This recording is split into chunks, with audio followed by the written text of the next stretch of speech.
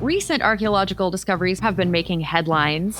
A groundbreaking discovery solving one of ancient Egypt's greatest mysteries. This morning, a world built by this ancient Egyptian pharaoh is being unearthed street by street.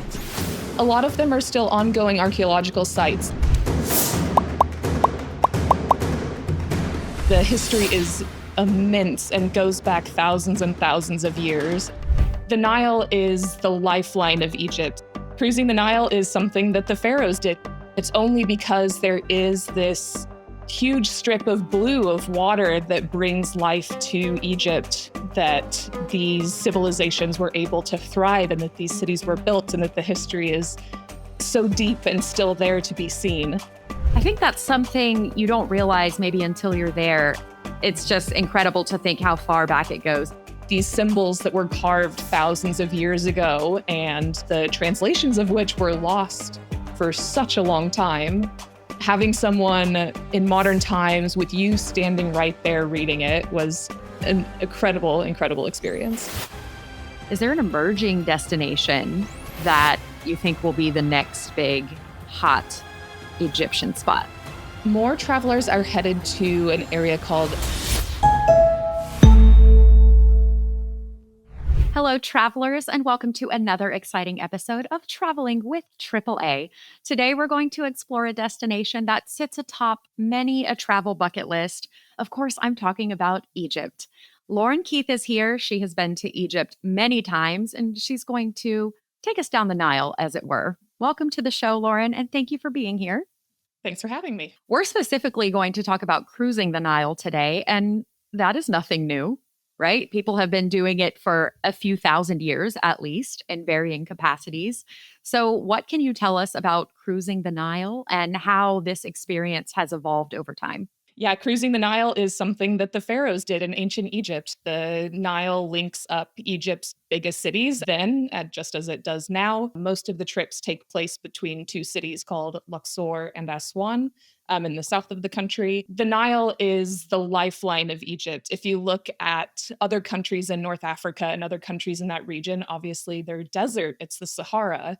And it's only because there is this huge strip of blue of water that brings life to Egypt that these civilizations were able to thrive and that these cities were built and that the history is so deep and still there to be seen. And because of that, because of the Nile, a lot of the ancient monuments and temples were built by the ancient Egyptians right along the river. So you can still go to them and travel to them just as they did. When did people start sort of using it for tourism? Probably the first main company that started doing it was actually a British company called Thomas Cook. They started running steamships on the Nile in the 19th century. And one of the hotels they built in Aswan called the Old Cataract is still there, and it's still a hotel, and you can still see it. You can still take steamships on the Nile as well. That was the first mode of transport that they used for tourism. There's only a couple that are still running. Today, it's more about modern cruise boats, air conditioning, most importantly, but lots of other amenities like pools and hot tubs and other things to experience on board when you're not at the ancient sites. So it's a little fancier, can be a little more upscale than maybe it used to be in the Victorian era when people would go on their grand tour. But still kind of similar. You're seeing just about the same things, right? You're seeing exactly the same things. That's right.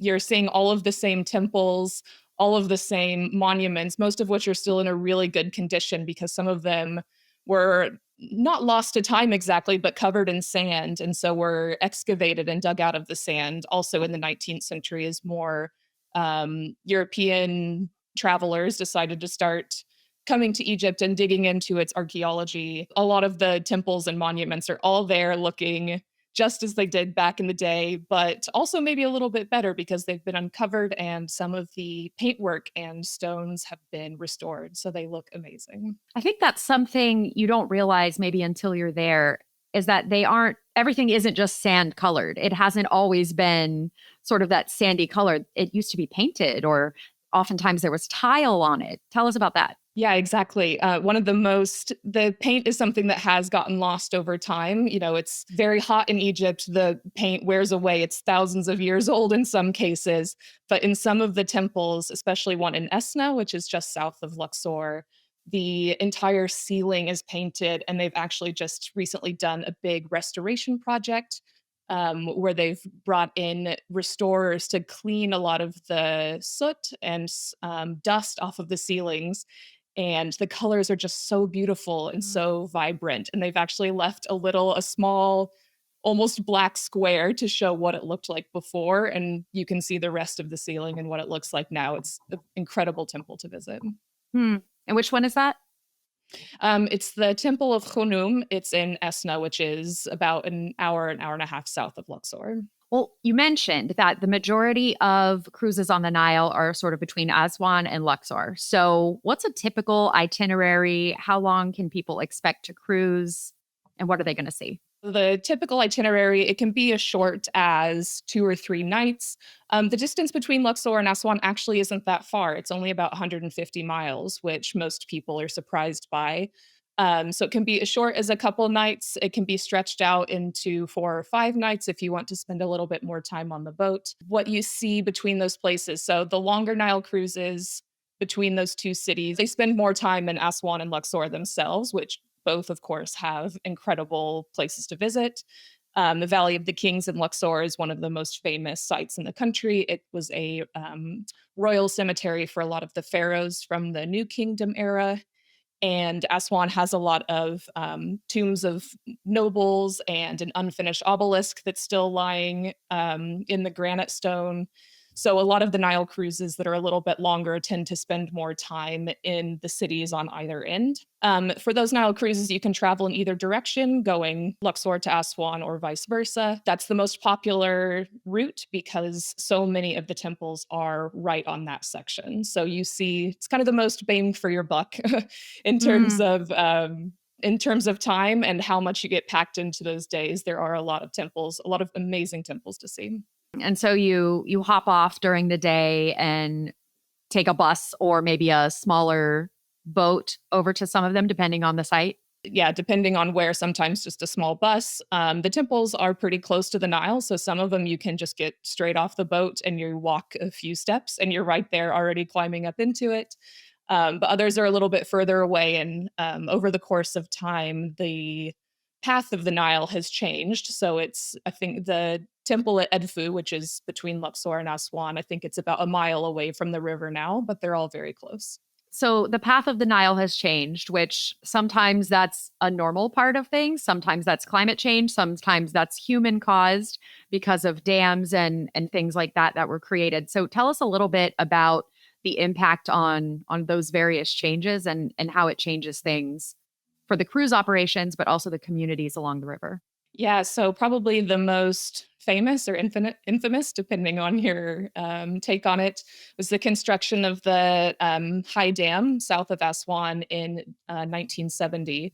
So what that did is, so the Nile, of course, does not start in Egypt. It starts much, much further south in Africa, and it flows from south to north, and so flows through Egypt, going northwards towards the Mediterranean. So almost pretty close to Egypt's southern border, there was a dam that was built in 1970, which created Lake Nasser.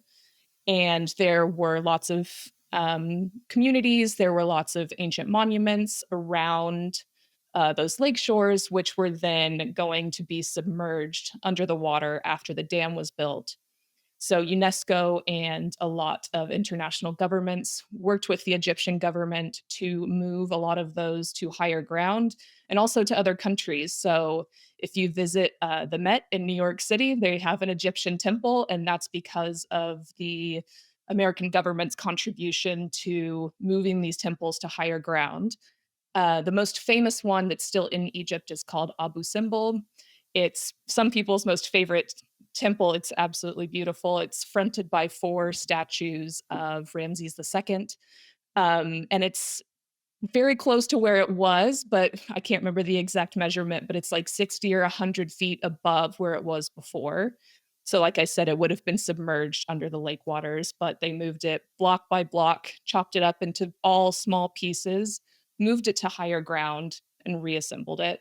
And you can also do so Nile cruises into Aswan because of that dam. So you can't go any further south because no boats can travel across the dam. It's too big. But you can go on a separate cruise, which is still technically the Nile because it's on Lake Nasser. And they go between Aswan and Abu Simbel. And that cruise is not done very often because it's companies don't run those tours very often, but I just did this cruise in March and it was really cool to do. So you see, like Abu Simbel is a very popular day trip from Aswan, so there are always lots of tourists there. But instead, if you do this other cruise on Lake Nasser, you can see all kinds of different monuments that barely see any visitors because the only way that you can get there is by boat. There aren't any roads that reach them. It's such a rarity in Egypt. Egypt is a very popular tourist destination, and so it's a rarity to be able to go to a temple and have the whole place to yourself and have it be quiet and know that you're seeing something that not many people have seen since it was constructed thousands of years ago. That's such a good point because it is such a popular destination. Are there some other lesser known sites that offer historical glimpses and just are spectacular, can't miss, but maybe they're not on the main drag, so you might miss it? Yeah, absolutely. Even if you spent so the main cities that most travelers to Egypt visit are Cairo, because that's where the main international airport is. It's the capital. It's a huge city. Luxor and Aswan. So the two are the start and finish of the Nile cruise. And then most people fly from either Cairo to Luxor or Aswan to start the cruise and then go back. But if you spend even just a few extra days in any of those cities, you can find yourself surprisingly off the beaten track. Tourists will go in Luxor, say, to the Valley of the Kings, which is very popular and absolutely worth visiting. But the next valley over is called the Valley of the Queens. It's where some of the royal children and the wives were buried, but not as many tourists visit that. There are some tombs of the nobles. There are temples that are slightly more in ruins than some of the more popular ones. But it's all about the time. You have to take the time to experience these places. And it's even in the popular tourist destinations, it's not hard to find somewhere that's a little bit quieter. Yeah, it's a little bit more magical, isn't it, when you're not sharing it with quite so many people? Do you recommend going earlier or later? Are there some off times people should think about visiting to kind of maybe have the chance of getting it to themselves and having that reverent moment? Some tour companies are starting to do private visits. So a couple years ago, I did a cruise on the Nile with Viking, and during their stop in Luxor, they have special permission from the ministry to visit the Valley of the Kings after standard opening hours. So the only people that are there are in your group. So if you're wanting to see ancient sites, that's a good way to look for tour operators that are offering those types of things. If you can handle the heat, I would go in summer. I personally cannot handle the heat, so that's Yeah. very difficult. Um, but yeah, if you go in the morning in summer, things will be very quiet. By probably even 9 or 10 in the morning, it's the thermometer is starting to climb up towards 95 or 100 degrees that time of year. But if you can handle it, you will almost certainly have a lot of those places to yourself. In Cairo, the Grand Egyptian Museum is finally opening. So we hear it's really going to open this year. What are some of the most famous pieces that people will see there? Why are we excited about it? And how do we get tickets? Yes, the Grand Egyptian Museum has been a huge project in the making for more than a decade. It's partially open at the moment. I visited when I was in Egypt in January. It is a absolutely stunning, beautiful museum, and it's really amazing to see everything that they've put in there. As soon as you walk in the door, the main thing that you're greeted by is this huge 60-foot statue of Ramses II, who is one of the most famous pharaohs, mostly because he loved himself and made so many statues and temples. So everywhere you go in Egypt, you will be best friends with Ramses II because you will see him absolutely everywhere. The official, at the moment anyway, opening of the Grand Egyptian Museum is supposed to be July 3rd. So currently the main galleries are open. What's happening on July 3rd is that the Tutankhamun, the famous golden death mask, and all of his grave goods will be on display in the Grand Egyptian Museum. And it's the first time that all of the grave goods will be displayed together and in the same place. Hmm. So the death mask has been on display in the Egyptian Museum, which is not the same as the Grand Egyptian Museum, but elsewhere in Cairo. And that's been on display for years and years.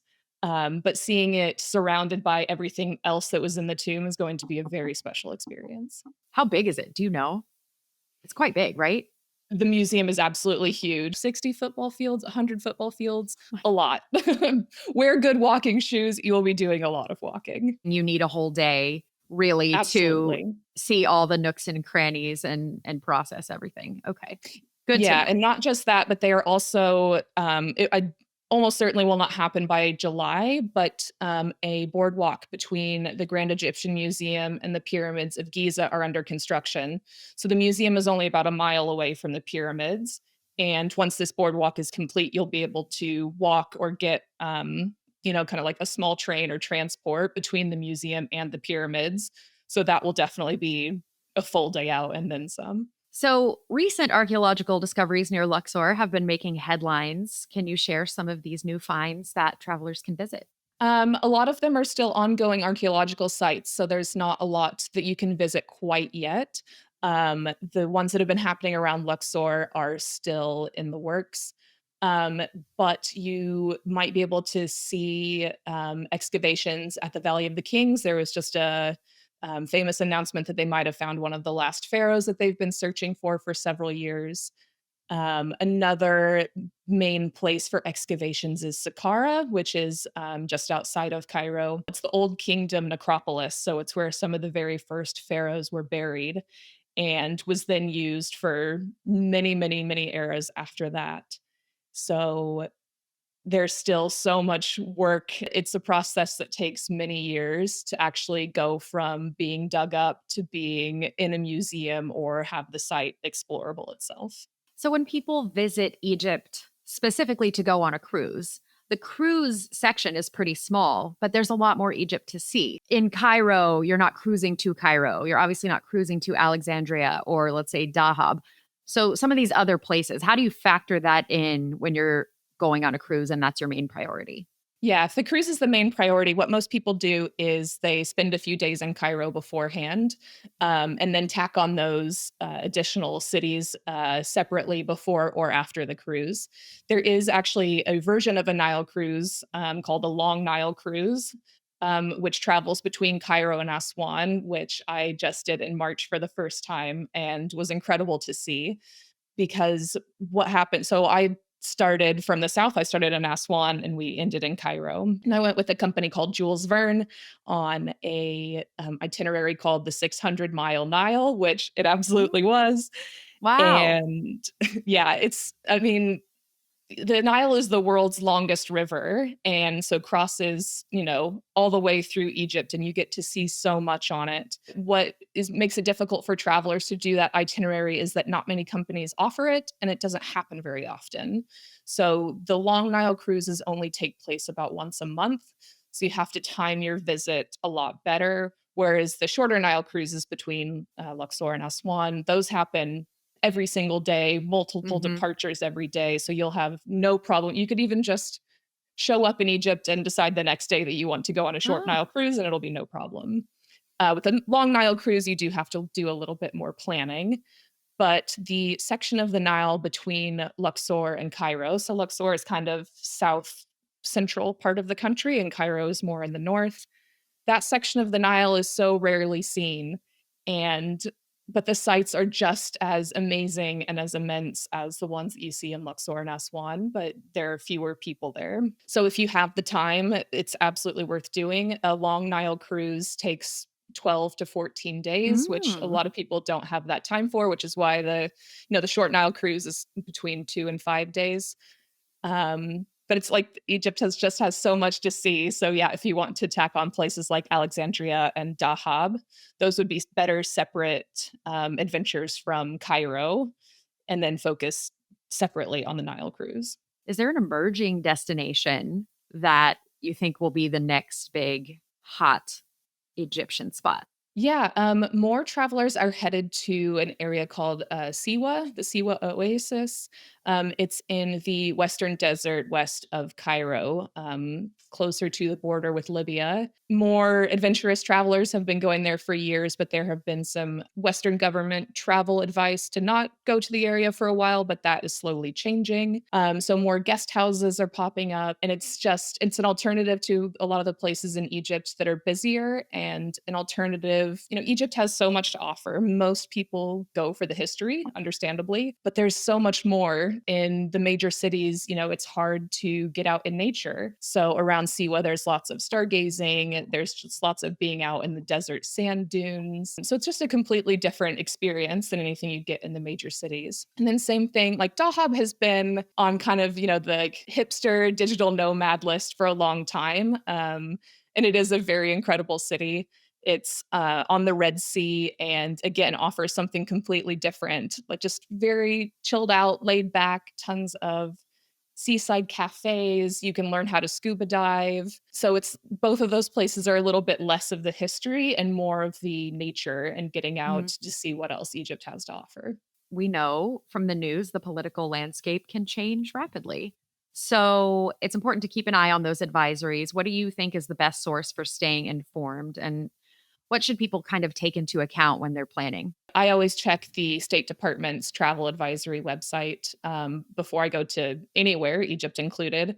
You can see what the government is saying and make your travel plans based on that.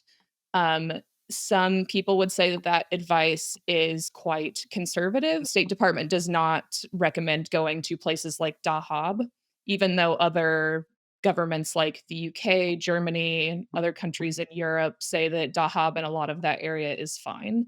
So, like you said, the situation is in flux sometimes. I have never felt unsafe anywhere that I've traveled in Egypt. It's up to you, it's up to travelers to decide what they feel comfortable doing. But I do always check the State Department website to get their latest guidance and advice. My trip to Egypt was years ago. I was in the midst of a solo year around the world, but for this particular destination, I ended up going on a group trip. I felt like I would be more comfortable, at least for the first trip, going with somebody who knew what they were doing. And of course, our guide was an amazing, genius Egyptologist. So, would you recommend that for somebody who is going as a first timer? How should people visit Egypt for the first time? I would recommend exactly that. Egypt can be a difficult place to navigate on your own, and just in terms of logistics. And once you get to a lot of the ancient sites, there's not a lot of signage. So having a guide is a really good idea if you want to learn and understand the history behind the places that you're seeing. Mm. Um, like I said, Viking was a Nile cruise that I went on a couple years ago.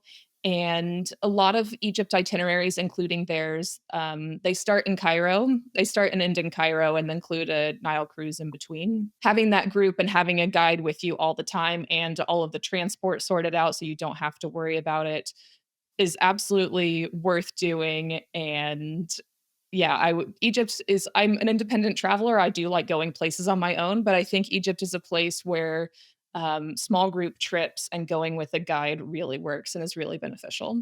Well, and the guides give you so much context that at some point you run out of capacity to read a guidebook and absorb what you're reading about Ramses, 1 through 10. And they can Exactly. really give you context in each place that you're going. This temple that you're seeing in the morning and the temple that you're seeing in the evening might have 6,000 years in between them. And it's nice to be able to have somebody put that in perspective for you as you go. And the time you save, not having to figure out how to navigate things like transportation yourself. If you have a short amount of time to visit, that is the way to do it. There's really no alternative.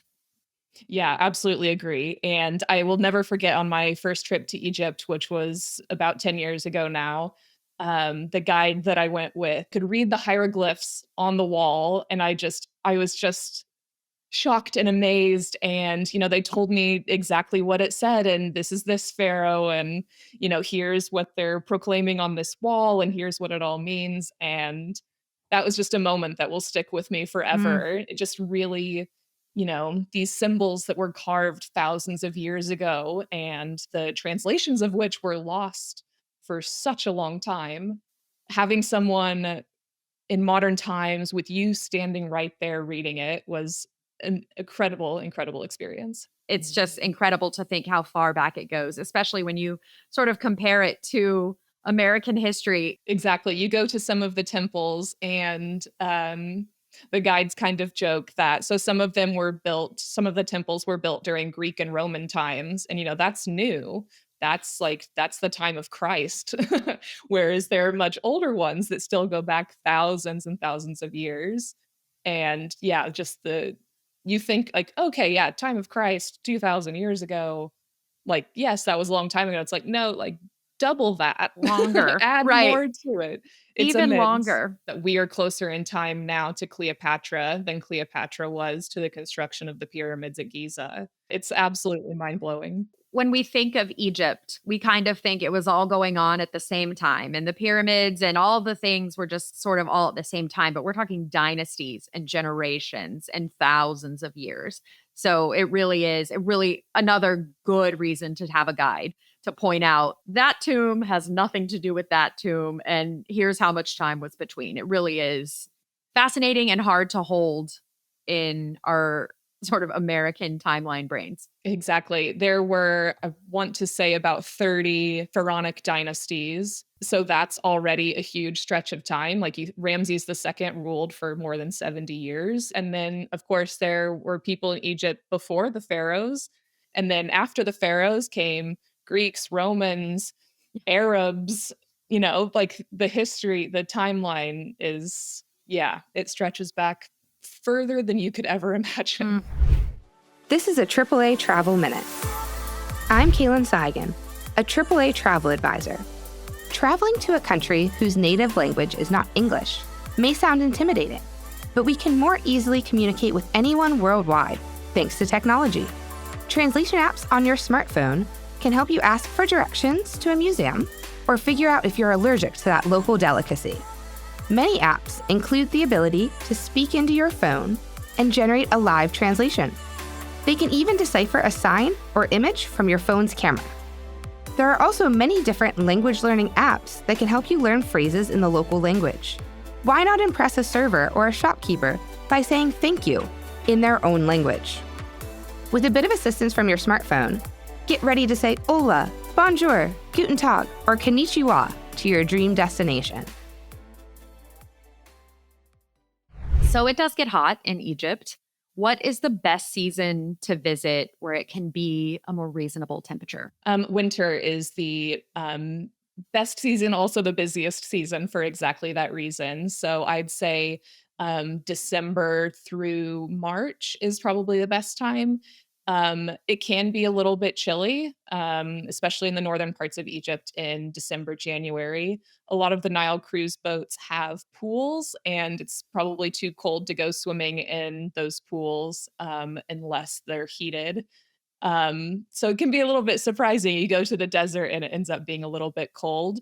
But during the day, the temperatures are so nice, high 60s, 70s, maybe low 80s. They're just so pleasant for walking around. And obviously, the temples are all outside. A lot of them don't have roofs anymore. So the sun can be very intense. But at that time of year, it feels so nice and is so much better than being home in the snow. We've talked about how there are so many famous monuments and temples and tombs that sometimes that overshadows everything else about Egypt. That is so great, from the diving, which is really, really incredible, and the cuisine, for example. Are there some popular regional dishes that people just have to try when they're traveling? Yeah, absolutely. Most people know the dish falafel. It's, a standard thing. You can get it at many Middle Eastern restaurants in the US and in other countries. So the standard version is made with chickpeas. The Egyptian version is made with fava beans. And they mix it with a bunch of fresh herbs. And it's cooked in exactly the same way. But when you bite into it, it's so crunchy and perfect. And the inside is kind of this bright neon green from the herbs. And it's so good. And falafel is a very common breakfast dish, which surprises a lot of people visiting Egypt for the first time because elsewhere you don't tend to eat that for breakfast. But probably Egypt's national dish is called kushari, which is this strange but delicious mix of pasta, tomato sauce, black lentils, rice, and you mix it all together with this spicy sauce and vinegar, and it's topped with fried onions. It is so delicious, and it's one of the cheapest things you can get, and it's so filling. Absolute carb overload, but worth it. So good. Is that something that you will find served on some of the cruises? Yeah, definitely. Some of the cruises will have kind of different themed food nights, and one of them is, of course, always an Egyptian food night. So kushari would be on there, falafel would definitely be on there.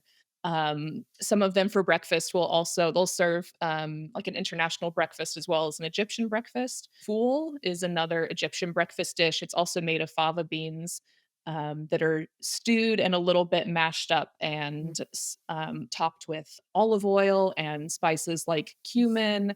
Also delicious. So once you're on the Nile cruise boat, you definitely should be able to try some Egyptian foods. I know that they are introducing various sort of sound and light shows at some of the monuments. And I remember going to one at night, and I think it was Luxor. And it was just such a cool way to, after you've seen so many temples and pyramids and things during the day, cool way to experience it, just sort of from a different perspective in the dark with the lights. Are they doing more of these? And do you recommend that? Yeah. So I want to say there are 5 across the country, one in various cities. So there's the one that you mentioned that's in Luxor at Karnak. There's That's one the at one. Abu Simbel. There's one at the pyramids. There's one at a fortress in Alexandria and one at Philae Temple, which is near Aswan. Just being at a temple at night the darkness and the way that it's illuminated just changes your perspective on everything. It's a really unique experience. Some of the sound and light shows get some mixed reviews. I don't think the technology and some of the material has been updated in a while, but just the experience of going and seeing it is very cool. And I imagine it's just a little bit cooler in the evening, especially if you're going in the summer months. It might be a way to beat the heat a little bit. Exactly. So Egyptians kind of shift their whole lives to in the summer, you won't see very many people out and about because why would you put yourself in that heat when you don't need to? Mm. So a lot of people are out in the evenings, and street life at night is especially in summer, but all year, Egyptians stay up late. They are Mm. always eating late, out drinking tea at cafes late. So yeah, if you're visiting in summer, nighttime, you will certainly not be the only one on the streets. Everyone will be out living their lives till midnight, 2 a.m. later. Visiting during Ramadan, practicing Muslims do not eat or drink anything from sunrise to sunset. So that means that when the fast is broken at sunset at the end of the day, then they are out late eating, drinking, hanging out with friends until they have that final meal before the sun rises, and then kind of sleep it off or, take it easy during the day. Well, I'm glad you brought up sort of the cultural differences because there are some etiquette tips and some rules to follow to be a respectful visitor to Egypt. Especially a lot of these are religious sites, tombs, and just rural areas. So, how can we be good tourists? What are your tips? Yeah, I think the main one is to dress modestly, and that a lot of people say that just goes for women, but it goes for men and for women. People have different interpretations of that, and this is another instance where having a guide is very helpful because they can, help explain the culture and explain what's appropriate and what's not. To me, that means covering to your elbows and to your knees. Some people say shoulders is okay, but so even for men, I would wear long pants instead of shorts. For men and women, I would wear, I wouldn't show shoulders, so longer sleeve shirts or something that comes down towards the elbow, but maybe not all the way to it. Everyone wants those, Instagram pictures by the pyramids, in the temples and the tombs wearing flowy dresses. But yeah, I would just keep in mind that you're in a more conservative country, you're in a more religious country, a religion that may not be your own. So respecting that culture and respecting what you wear, I would say was very important. Honestly, longer, breezier, sort of gauzy fabrics can be very cooling. And I found I was actually happy to kind of have the sun off my skin. Where, traveling, I'm from Florida. People are wearing Daisy Dukes and tank tops just everywhere. And it's kind of nice to actually not be getting sunburned everywhere you go. Yeah, Mhm. covering up more, you might be surprised. It's actually a lot more comfortable than wearing less. Lauren, Keith, thank you for joining us. And thank you, our listeners, for being with us. If you're planning a trip, be sure to connect with a AAA travel advisor. Check out AAA.com/travel or visit your local branch. This podcast is a production of Auto Club Enterprises. If you enjoyed it, please subscribe and leave us a review. I'm Angie Orth. Thank you for traveling with AAA.